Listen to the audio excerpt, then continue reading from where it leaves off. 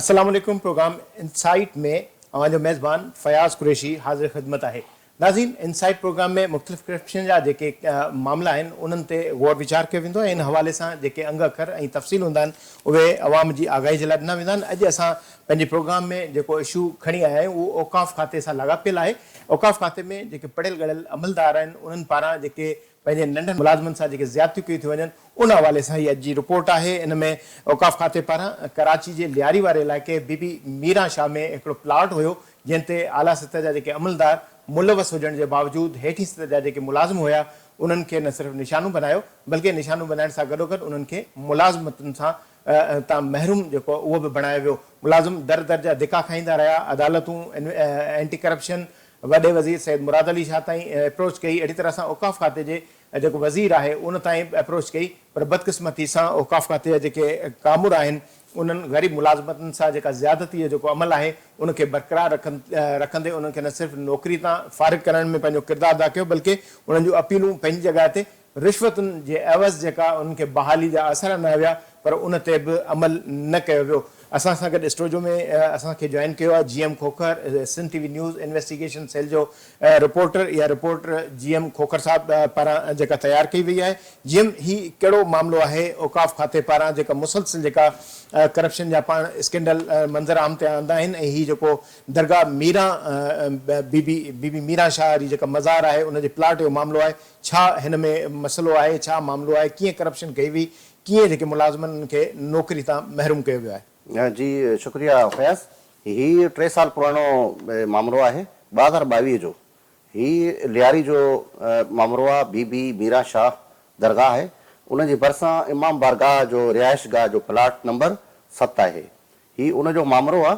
उन मामले ते जेका उनखे खपायो वियो आहे उनखे विकिरो करणु जेको आहे साबिर शाह हिकिड़ो ठेकेदार आहे, ॿियो आहे घनश्याम दास जे नाले सां। उनखे उहो प्लाट 30 लखनि में विकिरो थियो ऐं विकिरे करण खां पोइ इन्हनि खे जेके लाॻापियल औक़ाफ़ खाते जा मुलाज़िम हुया जिन में नसीम ख़ान आहे असिस्टेंट मैनेजर, महताब ख़ान सीनियर क्लार्क ऐं हाफ़िज़ मोहम्मद अदील जूनियर क्लार्क आहिनि। इन्हनि खे इन्हनि इल्ज़ामनि में जेको आहे लपेट में आया। 2012 में ऐं वाज़े कयां त उते जेको हिन महिल 2022 में जेको हिन वक़्तु औक़ाफ़ डिपार्टमेंट में सेक्रेटरी आहिनि सबकुतला महर साहब, उन वक़्तु बि उनजी उहे हुया ऐं चीफ एडमिनिस्ट्रेटर जेके आहिनि अब्दुल गनी महर हुया। उन जे जेको मेन किरदारु हुयो चीफ एडमिनिस्ट्रेटर फयाज़ साहब, मां तव्हांखे ॿुधायां त चीफ औक़ाफ़ डिपार्टमेंट में चीफ एडमिनिस्ट्रेटर जेको आहे उनजो अहम किरदारु हूंदो आहे। तमामु वॾा पावर हूंदा आहिनि उन्हनि वटि, यानी सेक्रेटरी खां बि वधीक पावर हूंदा जी। उन वटि अख़्तियारात जेके आहिनि इंतिज़ामी अख़्तियारात उन तमामु घणा हूंदा आहिनि। कंहिंखे बदिली करणो हुजे, हटाइणो हुजे, इंक्वायरी हुजे, उहो ई कंदा आहिनि। हैरत जहिड़ी ॻाल्हि आहे त अब्दुल गनी महर जेके चीफ एडमिनिस्ट्रेटर पंहिंजे दौर में इन मामले ते हिकिड़ी 3 रुकनी कमेटी ठाही ऐं उनजो सरबराह पाण थियो ऐं उन रिपोर्ट में इन्हनि खे ॾोही करार ॾिनो वियो। जंहिंखां पोइ ही मामिलो जेको आहे एंटी करप्शन में जॾहिं वियो त एंटी करप्शन में जांच ऑफिसर ईमानदार ऑफिसर हुया, उनजो नालो मां नथो खणा पर बहितर न रहंदो, तो चीफ एडमिनिस्ट्रेटर खे घुरायो वियो। जॾहिं घुरायो वियो त उते मामिलो फाट खाधो त उते जेके पेपर्स हुया उन्हनि में कुझु जेके फ़रोख़्त कया विया प्लाट जे हवाले सां, त उन में चीफ एडमिनिस्ट्रेटर जूं बि सयूं हुयूं। एडमिनिस्ट्रेटर अब्दुल गनी महर। तो जांच ऑफिसर वधीक जेको आहे उनखे चयो त जेकॾहिं प्लाट जी सूरत हाल छा आहे, त उन ते उनजो चवणु हुयो त प्लाट जेको आहे औक़ाफ़ खाते वटि महफ़ूज़ आहे, उनजे कब्ज़े हेठां। त जांच ऑफिसर उनखे चयो त जेकॾहिं प्लाट तव्हां वटि मौजूदु आहे त पोइ इन मुलाज़िमनि खे तव्हां बरतरफ़ छो कयो वियो? तव्हां ते उहो जवाबु न ॾेई सघियो, कूड़ो निकितो त एंटी करप्शन ऑफिसर प्लाट खाते वटि मौजूदु आहे ऐं प्लाट खे विकिरो करण जे इल्ज़ाम में मुलाज़िमनि खे नौकिरियुनि तां बर्ख़ास्त कयो वियो। जी अच्छा, कानून छा थो चवे जेके मुलाज़िमनि खे जेको बरतरफ़ कयो वियो आहे, जेकॾहिं वाक़ई जेकॾहिं प्लाट खपाइनि त कानून मूजिबि उन्हनि मुलाज़िमनि खे नौकिरी तां बरतरफ़ करे सघिजे थो या मुअतल करे सघिजे? न, फ़ैसिला बि ईंदा आहिनि। सुप्रीम कोर्ट जा अहकाम आहिनि ताज़ा, 2-3 दफ़ा अहकामात आहिनि, अहिड़ा केस हलंदड़ बि आहिनि त कंहिं बि सरकारी मुलाज़िम खे नौकिरी तां बरतरफ़ नथो करे सघिजे। पहिरीं ॻाल्हि इहा ई आहे। ॿी ॻाल्हि आउं इहा पे कई त जांच ऑफिसर जेको हुयो उन पंहिंजे कानून जे दायरे में अची उन चीफ एडमिनिस्ट्रेटर जो साॻी FIR में उनखे नालो दर्ज कयो। जंहिंखां पोइ अब्दुल गनी महर साहब जेको चीफ एडमिनिस्ट्रेटर हुयो, जंहिं हिन के खिलाफ़ रिपोर्ट ॾिनी ऐं जंहिं हिन खे बरतरफ़ कयो एंटी करप्शन ऑफिसर उन एफआईआर में चीफ एडमिनिस्ट्रेटर जो नालो ॾिनो, जंहिंखां पोइ हीउ मामिलो गंभीर अख़्तियार करे वियो ऐं इहे अहिड़ी तरह अपीलूं जेके आहिनि उहे चीफ मिनिस्टर साहिब वटि सैयद मुराद अली शाह साहिब वटि वयूं ऐं जंहिंखां पोइ इहो सेम जेको केस आहे इहो अदालत में बि वियो। अदालत सगोरी बि इन्हनि खे चयो चीफ सेक्रेटरी साहिब खे त तव्हां इन मुलाज़िम खे बहाल कयो, सेक्रेटरी औकाफ खे 2022 दौरान हुकुम कयो या ताज़ो हुकुम कयो? 2023 में उन वक़्तु सेक्रेटरी खाते जो केरु हुयो?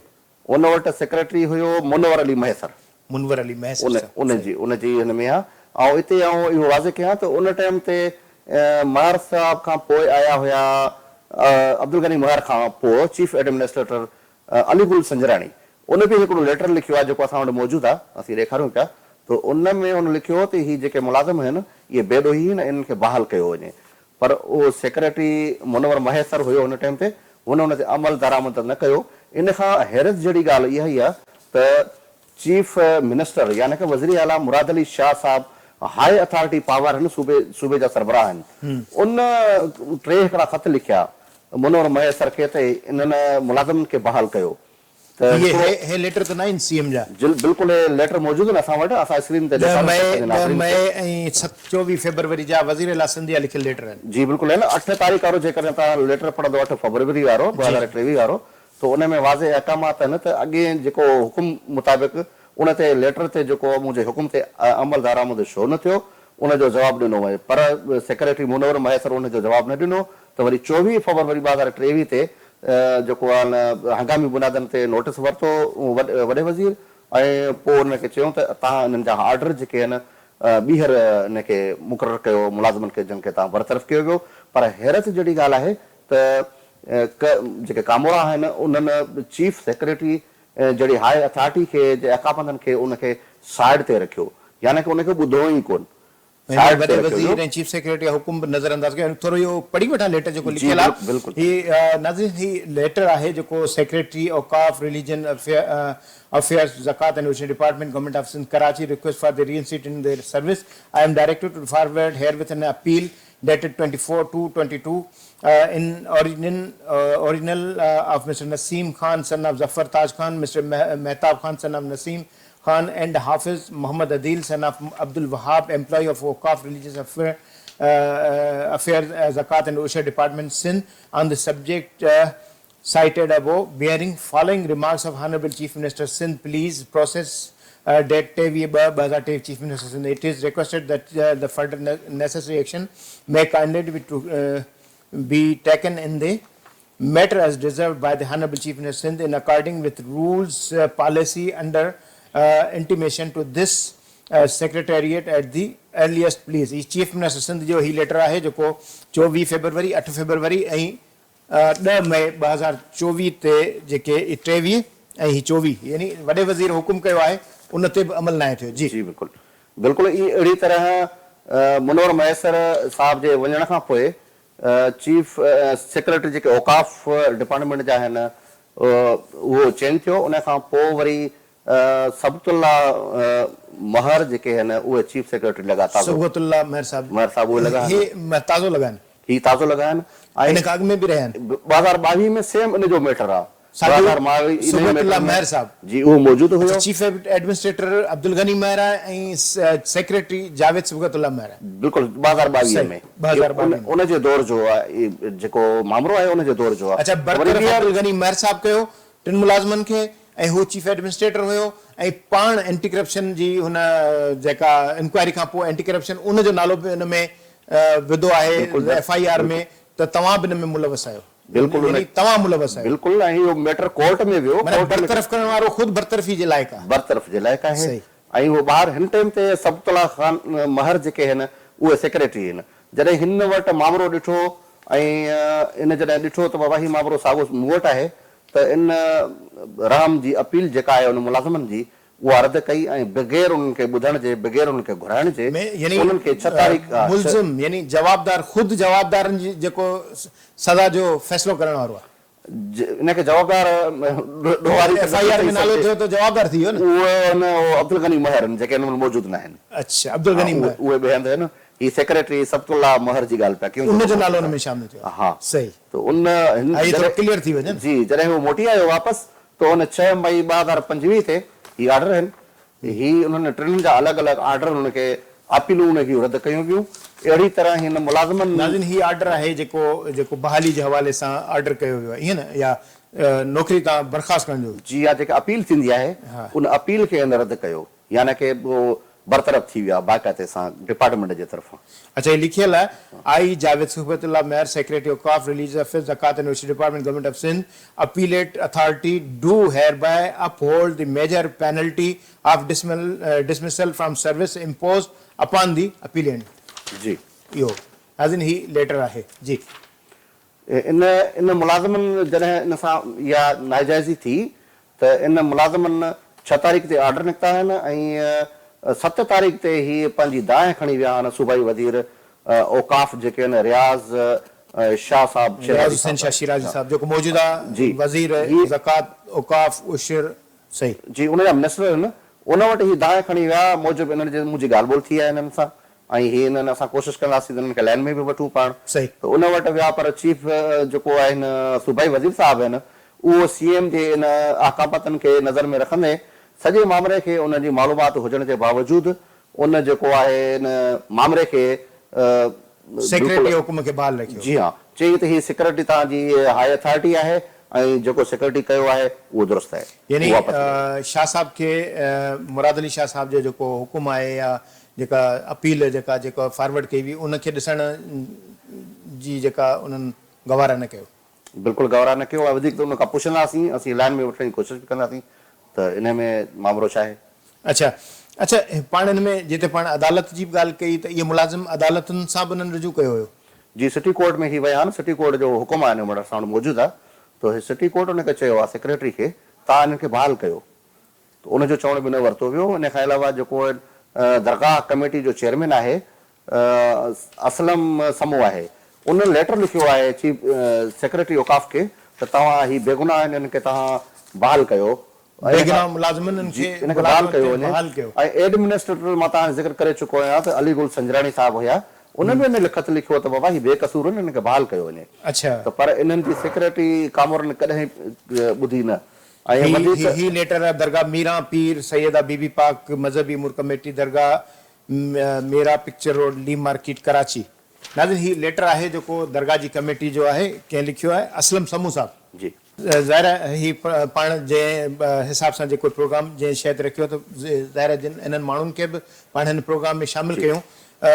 नाज़रीन कोशिशि कयूं था त असां सां गॾु जेके हिन प्रोग्राम में उन्हनि माण्हुनि खे बि शामिलु कयूं जेके हिन मामले में सॼा मुतासिर आहिनि त उन्हनि खे हिन प्रोग्राम में राब्तो कयूं था। नाज़रीन असां राब्तो कयो आहे महताब साहब आहिनि जेके हिन जेके मामले में जिन खे नौकिरी तां मुलाज़मत तां बर्खास्त कयो वियो सीनियर क्लर्क।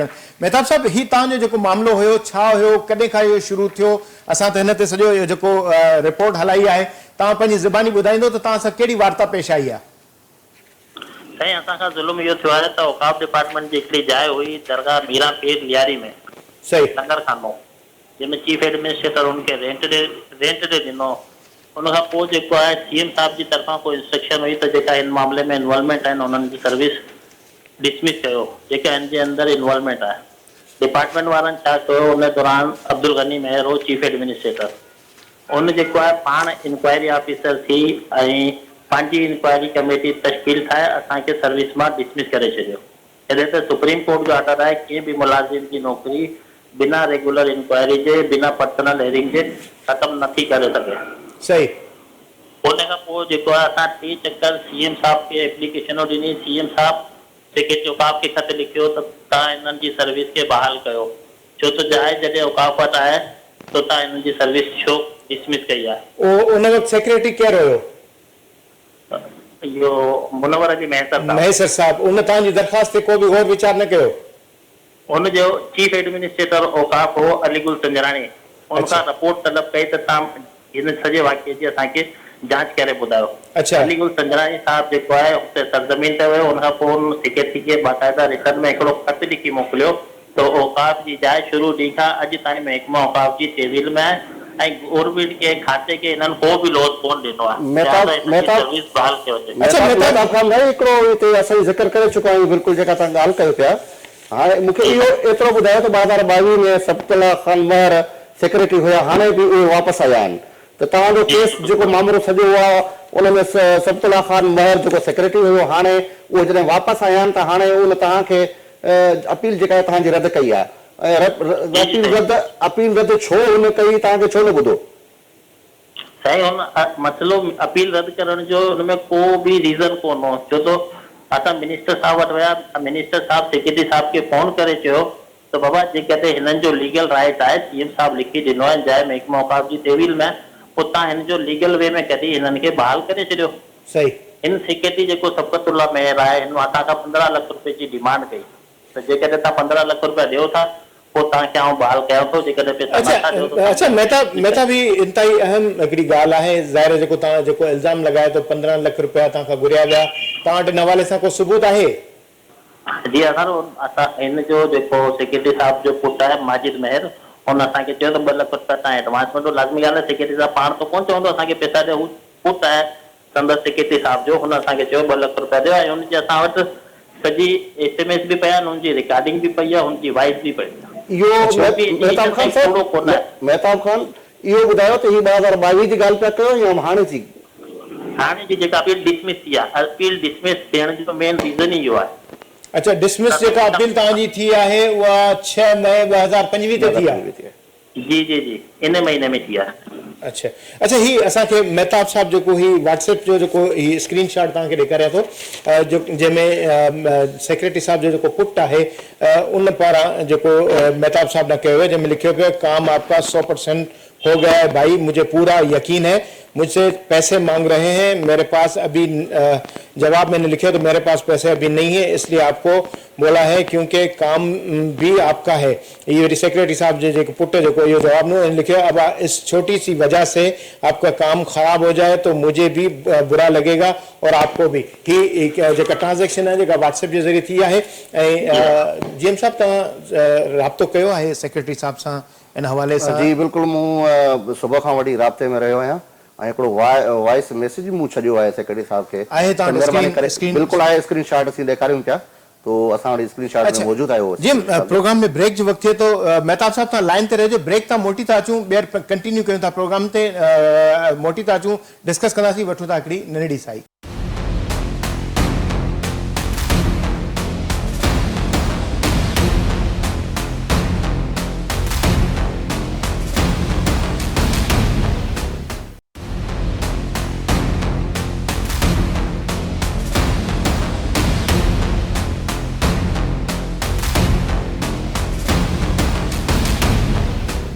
इनसाइट में भलीकार असां सां गॾु टेलीफोन लाइन ते मौजूद आहिनि मेहताब खान साहब, जेको सीनियर क्लर्क आहिनि औकाफ खाते जा, जंहिंखे नौकरी तां बरतरफ़ कयो वियो आहे। ऐं बरतरफ़ करण खां पोइ जहिड़ी रीति मूं ज़िक्र कयो त 3 अहम शयूं जेके आहिनि, हिकिड़ो त चीफ मिनिस्टर साहब जिन मुराद अली शाह साहब, जिन खे मेहताब साहब, नसीम साहब ऐं हाफ़िज़ अदील जेके 3 मुलाज़िम आहिनि, मूं लेटर में पढ़ी ज़िक्र कयो, उन्हनि अपील कई, जिन ते वॾे वज़ीर 3 ख़त लिखिया आहिनि जेके मूं ॾेखारिया पिया आहिनि स्क्रीन ते। ऐं पहिरीं ॻाल्हि त हिकिड़ो त जेको बहाली जे हवाले सां अपील हुई, ॿिए पासे अदालत सां जेको रुजू कयो वियो, अदालत बि हुकुम कयो आहे त हिननि मुलाज़िमनि खे बरतरफ़ करणु घुरिजे। एंटी करप्शन में जेको मामिलो वियो, त एंटी करप्शन में बि जेका इंस्पेक्टर जेके एंटी करप्शन जेके अमलदार आहिनि, उन्हनि बि इहा वाज़े तौर ते हिदायत कई त ही जेके मुलाज़िम आहिनि उहे बेगुनाह आहिनि, बल्कि अब्दुल गनी महर साहब जेके आहिनि उहे ख़ुदि जेके हिन मामले में जेको गनी साहब या कूड़ा साबित थिया आहिनि, अब्दुल गनी महर साहब जेको उहो बयान में पंहिंजो कूड़ो साबित थियो ऐं नतीजतन एंटी करप्शन FIR में उन्हनि जो नालो दाख़िल कयो। अहिड़ी तरह सां ताज़ो जेको पैसनि जी जेका घुर कई हुई, जेको मेहताब साहब इल्ज़ाम लॻाए रहियो।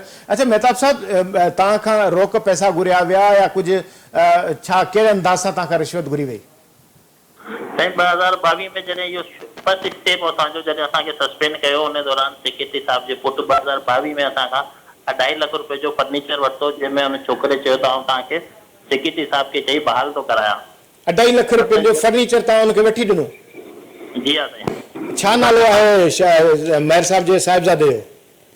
माजिद महर साहब। अच्छा नाज़रीन, ही ॾिसो ज़ाहिर जिते हुकूमतूं पंहिंजी कारकर्दगी खे ॾेखारण जे हवाले सां कोशिशूं कनि थियूं त उहो आवाम जे लाइ बेहतर कम कनि। मूं जहिड़ी तरह सां ट्रांज़ेक्शन ॾेखारी उन में ही माजिद साहब जो जेको व्हाट्सएप जी जेका ट्रांज़ेक्शन आहे हिनजी अक्स ॾेखारियो आहे ऐं मेहताब साहब जेको ज़ाहिर इल्ज़ाम लॻाइनि था त खाइनि जेका रिश्वतगिरी हुई। अच्छा, तव्हां फर्नीचर मेहर साहब वारनि खे शहज़ादे माजिद साहब खे तव्हां वठी ॾिनो?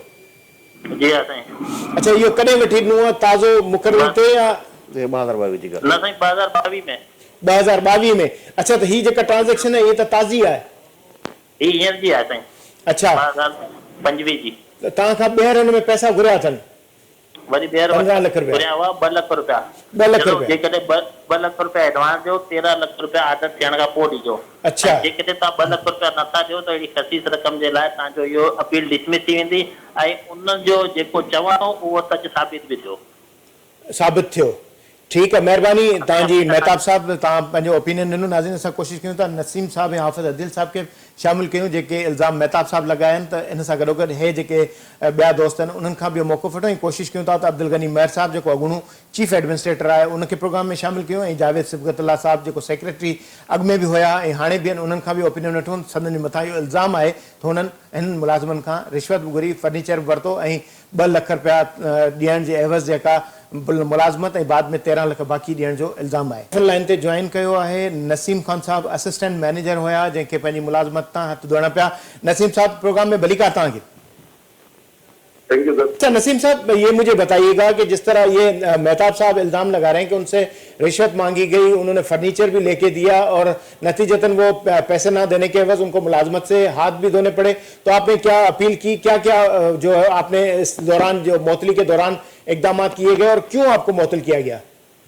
सर, ये इल्जामात नहीं है, ये हकीकत पर मबनी है और 15 अगस्त 2022 को मीरा पीर की दरगाह के ऊपर हमारे ऊपर एलिगेशन लगाकर हमारे को नौकरी से बर्खास्त कर दिया। उस वक्त थे गनी मेहर, उसमें फिर एंटी करप्शन के अंदर सर हमारी FIR काटी गई। जी जी। उसके अंदर भी क्या कहते हैं गनी मेहर मुलविस है। अच्छा। ठीक है सर। और हमसे फिर 15 लाख की डिमांड की गई इनके बेटे के थ्रू माजिद मेहर के। अच्छा। तो बोला भाई 15 लाख रुपए दो और 2 लाख रुपए एडवांस दो। उससे पहले वो फर्नीचर के लिए हमसे 2.5 लाख रुपए ले चुके थे। ठीक अच्छा। है सर। और ये इल्जाम नहीं है, ये हकीकत पे मबनी है और हमारे पास तमाम डॉक्यूमेंट प्रूफ मौजूद है सर। वो जो 2.5 लाख रुपए का जो आप इल्जाम लगा रहे हैं फर्नीचर का, उसके आपके पास सबूत है? हाँ हाँ, उसके भी सबूत है हमारे पास। कल आपको अगर कोर्ट में वो डिफीट करेंगे तो आपको जाहिर है वो चीजें पेश भी करनी पड़ेंगी। बिल्कुल बिल्कुल सर, बिल्कुल। ये साबित नहीं कर सकेंगे जो हमारे ऊपर इन्होंने एलिगेशन लगाया। हमारे पास डॉक्यूमेंट प्रूफ है सर। कोर्ट का ऑर्डर है, CM साहब ने 2 दफा लिख के दिया है। अच्छा नसीम और साहब, जीएम खोकर सर। साहब आपसे कुछ पूछना चाह रहे हैं। नसीम भाई, आप ये बताएं कि अगर आपके ऊपर इल्जामात थे तो आपने वो रिश्वत देने के लिए क्यों राजी हुए और आपने ये फर्नीचर क्यों लेके दिया उसको? आपने किसी अथॉरिटी को आपने क्यों नहीं कहा? 3 साल से हमारे को यही कहा जा रहा था कि आज तुम्हारा फैसला करते हैं, कल फैसला करते हैं और इंशाल्लाह तुम्हारा हो जाएगा, कोई मसला नहीं है, कोई मसला नहीं है। सर, हम इसी चक्कर के अंदर क्या कहते हैं इंतजार करते रहे। आखिर में हमारे साथ ये डिमांड कर दी गई कि पैसे दो तो आपको बहाल कर देते हैं। ये आपको किसने कहा था? ये माजिद मेहर ने। अच्छा, तो बाकी पैसे दे देते तो मुलाजमत आपको वापस मिल जाती? जी हाँ, बिल्कुल। जब उसने हमारे से डिमांड की थी कि भाई 2 लाख रुपए दो, बाकी पैसे बाद में देना और ये मैं तुम्हारा काम करा के देता हूँ, तो फिर क्यों नहीं दिया आपने? सर हमारे पास नहीं थे इतने। जब हमने कहा कि ऑर्डर कर दें आप, फिर दे देंगे आपको। लेकिन अभी नहीं दे सकते, हमारे पास रुपया नहीं है। 3 साल से हमारी सैलरी नहीं हो रही है सर। नसीम भाई, आपने मिनिस्टर साहब तक गए इसके हवाले से? जी जी, मिनिस्टर साहब ने हमारे साथ बड़ा कॉपरेट किया। मिनिस्टर साहब के पास गए हम और मिनिस्टर साहब ने हमारे सामने फोन किया कि बोला यार इनका लीगल मसला है, जो इनका फेवर हो सकता है आप करें। अच्छा। सेक्रेटरी साहब को, जावेद सिबगतुल्ला मेहर साहब को हमारे सामने फोन करके कहा कि यार इनके छोटे छोटे बच्चे हैं और इनका जो भी लीगल फेवर हो सकता है आप करें। और इन्होंने उस वक्त हाँ भी की सेक्रेटरी साहब ने। इसका मतलब ये हुआ कि सेक्रेटरी साहब जो है वो मिनिस्टर से भी ताकतवर है। बस सर, अब ब्यूरोक्रेसी के लोग हैं सर, क्या कह सकते हैं। अच्छा, आप अदालत गए थे? अदालत सर अभी तक नहीं गए। अच्छा, आप नहीं गए अदालत? लेकिन सर प्रोग्राम है हमारा, क्योंकि अब अपील हमारी डिसमिस हो गई तो हमारे पास कोई और रास्ता नहीं है अदालत के सिवा। अच्छा ठीक है, बहुत शुक्रिया नसीम साहब। असां कोशिश कयूं था त हाफ़िज़ अदील सां बि राब्तो कयूं ऐं टेलीफोन करे उनखां बि संदन मौक़िफ़ वठूं ऐं इन्हनि टिनी मुलाज़िमनि खां पोइ चीफ एडमिनिस्ट्रेटर साहब ऐं सेक्रेटरी साहब सां राब्तो कयूं था। असांखे जॉइन कयो टेलीफोन लाइन ते अदील हाफ़िज़ मोहम्मद अदील साहब जेके उहे पिणु मुतासिर आहिनि। हाफ़िज़ अदील साहब अस्सलाम वालेकुम। वालेकुम अस्सलाम। अच्छा हाफिज साहब, ये आपके जो क्या मामला था, आपको क्यों मुअत्तल किया गया, फिर मुलाजमत से बरतरफ किया गया? सर हम पे इल्जाम लगा दिया था कि क्या नाम है, हमने महकमा औकाफ की जगह सेल आउट कर दी, जबकि शुरू दिन से जगह जो है महकमा औकाफ के पास है, उनकी तहवील में है। तो ये हम पे इल्जाम लगा दिया। किसको फरोख्त किया आपने? किसका इल्जाम लगाया, किसको फरोख्त किए? इल्जाम लगा दिया कि हमने फरोख्त कर दी, जबकि फरोख्त हुई नहीं है। नहीं, किस बंदे के हाथ बेचने का इल्जाम लगाया गया है? कोई तो होगा जिसके हाथ बेचा है। वो क्या नाम है, उधर प्राइवेट बिल्डर रजा शाह और घनश्याम दास नाम है आपके पास जिनके हाथों आप पर इल्जाम लगाया गया कि आपने बेचा है? हमारे पास उसके सारे सबूत है सर, सारे पेपर वर्क के हमारे हर चीज फेवर में, फिर भी उसके बाद भी हमारे को जो है ना बरतरफ कर दिया। अच्छा, ये जो प्रॉपर्टी है, प्लाट जिसका जिक्र है इसमें डॉक्यूमेंट्स में, वो अभी तक महकमा औकाफ की मिल्कियत है या कब्जा है? नहीं, महकमा औकाफ की मिल्कियत है, शुरू दिन से, पहले दिन से महकमा औकाफ के पास है। अच्छा, ये इल्जाम किसने लगाया था आपके ऊपर? ये हम पे लगाया था सेक्रेटरी औकाफ ने। सेक्रेटरी औकाफ साहब ने? जी। तो क्या कोई जाती दुश्मनी थी? ये तो अल्लाह ही जाने, बस जबकि हमने उनके पास अपील भी की, सब कुछ करा, सारे प्रूफ भी रहा कि सर हमारा इसमें कोई हाथ नहीं है, हर चीज महकमे के पास है, शुरू दिन से महकमे के पास है। अच्छा, फिर भी उसके बाद भी जो है क्या नाम हमारे पास मतलब जाति याद से आ रहा है, क्या हो गया तो अल्लाह ही बेहतर जानता है। आदिल भाई, 3 साल से हमें बरतरफ कर दिया। आदिल भाई, आपने अपील की, अपील के बाद सेक्रेटरी ने क्यों नहीं बहाल किया आपको? सर अपील करने के बाद हमें कुछ 6-7 बार धक्के खिलाया, बुलाया, क्या नाम है, हेयरिंग कराई, बोला अभी करते हैं 6-7 बार धक्के खाने के बाद उन्होंने हमारी अपील डिसमिस कर दी। अब क्यों की ये नहीं पता, अल्लाह जाने। अच्छा, आपसे कोई पैसे वैसे लिए गए, तलब किए गए? पैसों का मुतालबा किया था, पर क्या नाम है, उनसे डायरेक्ट डील हो रही थी, वो क्या नाम है, मेहताब और नसीम भाई को ज्यादा इल्म है। अच्छा, मुतालबा जरूर पैसों का। ठीक है, बहुत बहुत शुक्रिया मेहताब साहब और नसीम साहब और हाफ़िज़ अदील साहब, टिनी ॼणनि जो असां मौक़िफ़ भी इन प्रोग्राम में शामिल कयो। असां राब्तो करण जी कोशिशि कयूं था। अब्दुल गनी महर साहब जेके चीफ एडमिनिस्ट्रेटर औकाफ हुआ ऐं जावेद सिबगतुल्लाह महर साहब सेक्रेटरी सिंध गवर्नमेंट। नाज़रीन, जावेद सिबगतुल्लाह महर साहब सेक्रेटरी सिंध हुकूमत औकाफ खां तो संदन मुसलसिल नंबर ट्राई करे रहिया आहियूं, पर हू फ़ोन अटेंड न पिया कनि, कॉल भी वञे पई। जीएम साहब, तव्हां बि व्हाट्सएप ते कॉल कई हूंदी महर साहब खे? जी फैज़ साहब, सुबुह खां वठी आउं ट्राई कयां पियो, ऐं व्हाट्सएप ते वॉइस मैसेज भी करे चुको आहियां त साईं महिरबानी करे कॉल खणो, तव्हां सां ज़रूरी ॻाल्हाइणो आहे ऐं इन हवाले सां जेको मौक़िफ़ वठिणो आहे ऐं सॼो मामिलो उनखे ब्रीफ कयो वॉइस मैसेज में। उन खां पोइ शाम जो असां ॿीहर कॉल कई आहे, पोइ बि अटेंड कोन पियो करे।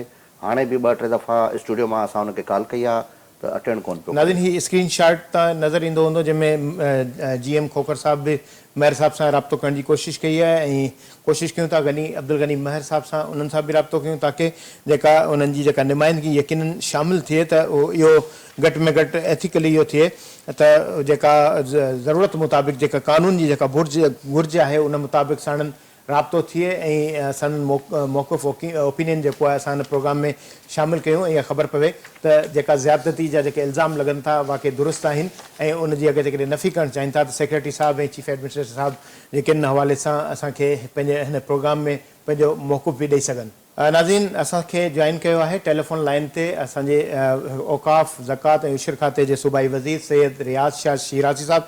शाह साहब, प्रोग्राम में भलीकार। महिरबानी, थैंक यू।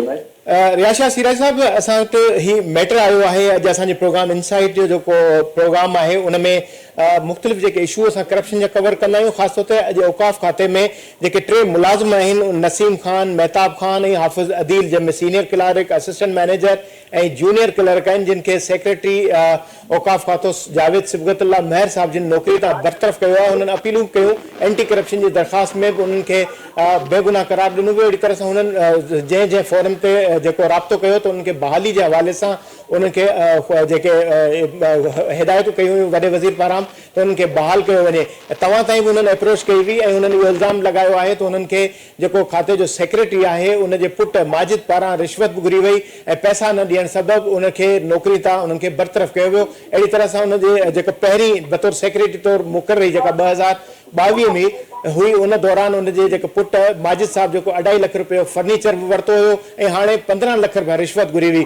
छा सम्झो था त अहिड़े क़िस्म जी जेका अमलदारनि पारां जेका कार्रवाई कई वञे थी ऐं ख़ासि तौर ते जेका हुकूमत जी जेके कोशिशूं आहिनि उन ते बदनामी जो दाग़ लॻे थो? सम्झो था त अहिड़ी क़िस्म जी हरकत जेके मुलाज़िम नंढा उनखे बेगुनाह मुलाज़िमत तां बरतरफ़ कयो वञे थो इहो दुरुस्त अमल आहे? सम्झो था त उहे मुलाज़िम उन्हनि खे बरतरफ़ जाइज़ कयो वियो आहे या नाजाइज़ तरीक़े सां उन्हनि खे घर बेड़ो कयो वियो आहे?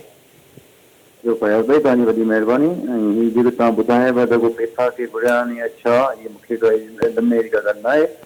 बाक़ी रही ॻाल्हि इहा त हीअ जेको इशू हो जेको तव्हां नाला पियो वठो 3 ॼणनि जो, अॼु जो इशू न आहे जेका हीअ 4-5 साल पुराणो इशू आहे, 3 साल तक़रीबन थी चुका आहिनि। 2022 खां वठी हले थो।